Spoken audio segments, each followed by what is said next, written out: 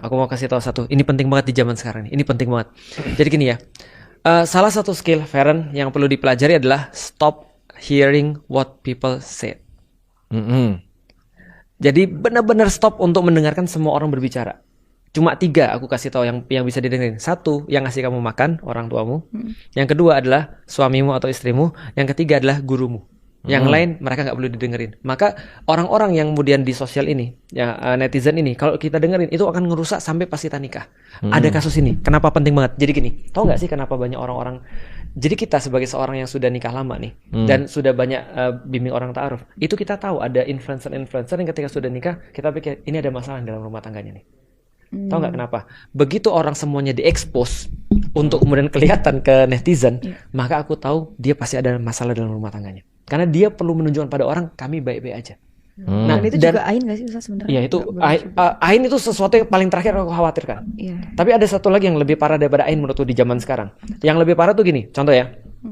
Kalau nanti Nabila nikah ya, cobalah cari orang yang nggak harus publis semuanya di Ya, aku juga maunya gitu Ustaz. di Jadi internet. kayak nggak apa-apa di publish gitu ya. Benar. Karena kenapa? Misalnya contoh ya, kalau misalnya kita berbicara tentang kayak gini lah. Aku ngasih istriku misalnya kayak kayak bunga ya.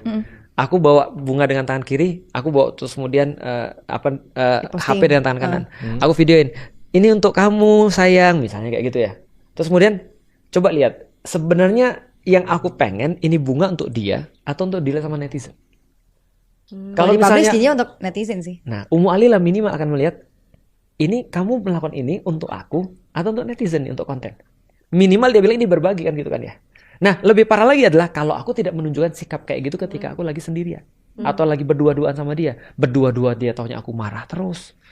Berdua-duanya dia taunya aku nggak seperti itu, maka inilah terjadi gap. Karena kenapa? Karena kita sudah mulai nyari kemudian keluar. Dan ternyata penelitian kemarin membuktikan tentang sosial media.